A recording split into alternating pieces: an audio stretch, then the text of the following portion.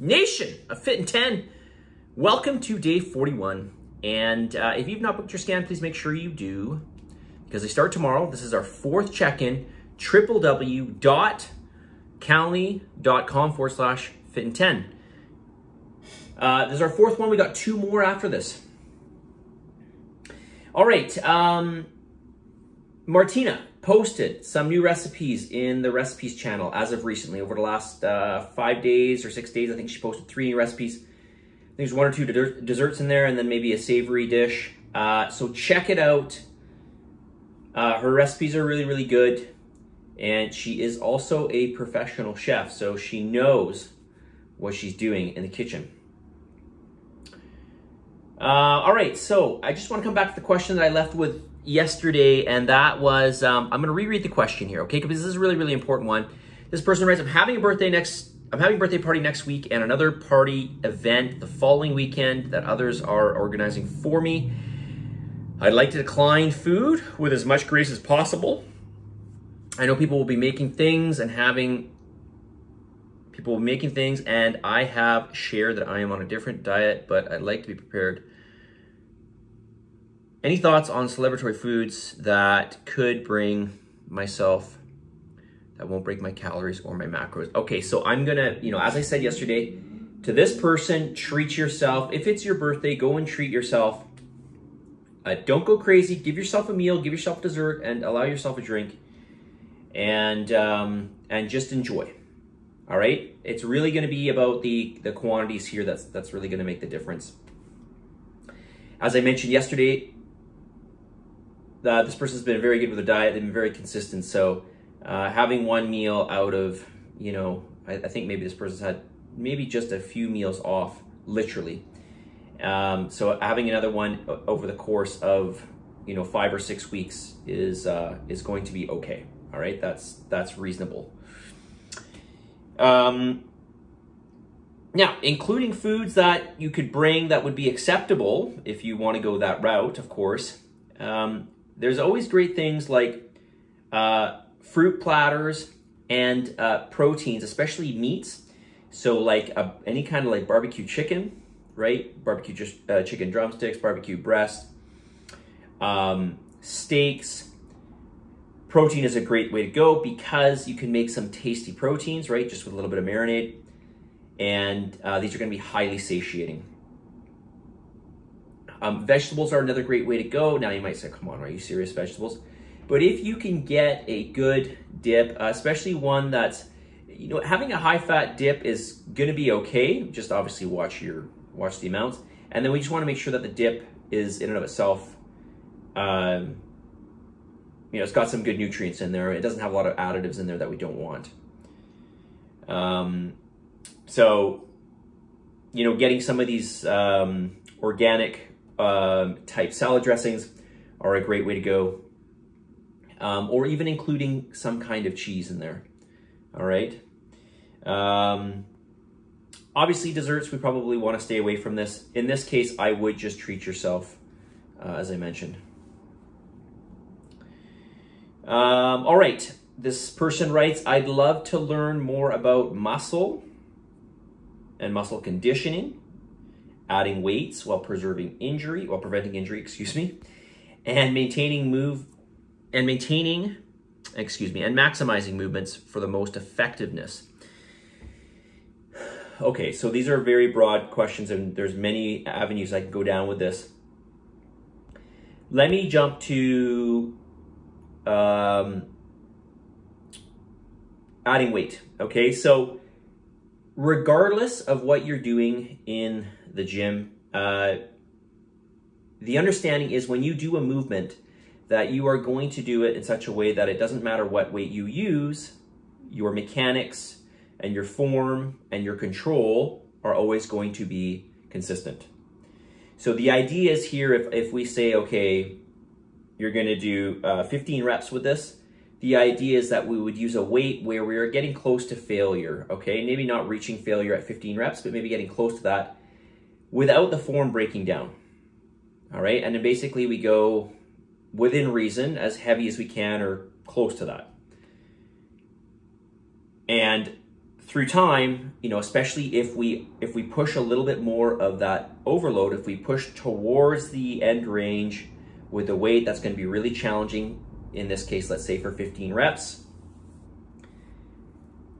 the body is going to have to adjust to that strain, okay? If you go too light, okay, and this is fine in the beginning, but after time, you're going to want to add some resistance. If you continue with the same weights over time, you know, you might find that you plateau. Okay, because the body's adapted, it doesn't have to adapt anymore, really. Okay, now there's many ways we can go about this, okay, including increasing the volume, etc. And I won't get into that. But just on the topic of preventing injury, yeah, you are going to get injured if you neglect the control of the weight.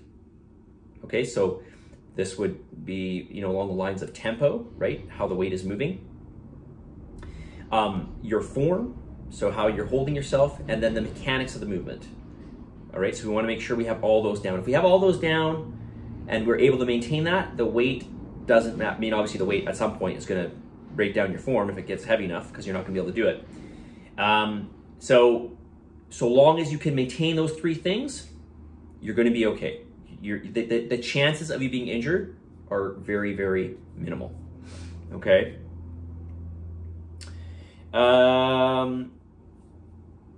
Learn more about muscles. Okay, so maybe you want to let me know what specifically you would like to know about.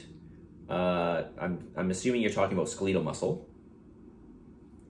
And when it comes to muscle conditioning, so there's many ways we could go about this in terms of the word conditioning, because it's applied in different ways. But generally, when we're talking about conditioning, there are various tenets of fitness that come into this.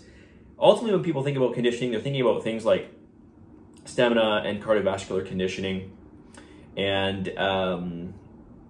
what's the other one I'm looking for here? It's escaped me right now.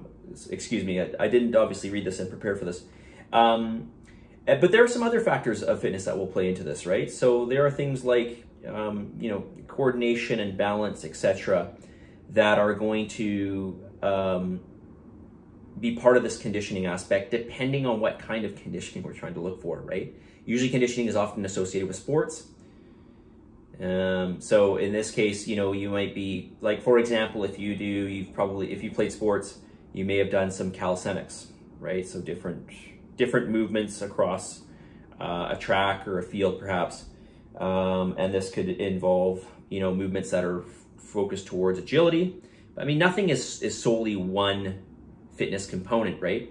It could be agility with speed, right? Or it could be, I don't know, you know, balance with coordination, this type of thing. But generally, when we're talking about conditioning, usually more so, we are talking about, you know, things like cardiovascular conditioning, your stamina, aerobic conditioning, power. So, and then combining those into whatever scenario you're trying to work towards, right? Whatever sport specific you're working towards. In bodybuilding, we consider conditioning when we say conditioning in bodybuilding or in the physique world, we're talking really about body fat levels. And that's really a different term when it comes to conditioning. So, you know, let me know if that helps you. Maybe you want to give me, you know, more specifically, if you have a question that really hones into the curiosity that you have, let me know. Because there's lots I can say on muscle, so yeah, just let me know. All right, let's get the message of the day.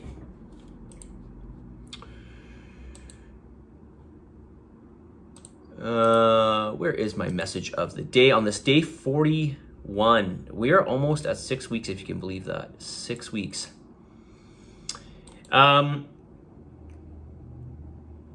So just a reminder that time flies,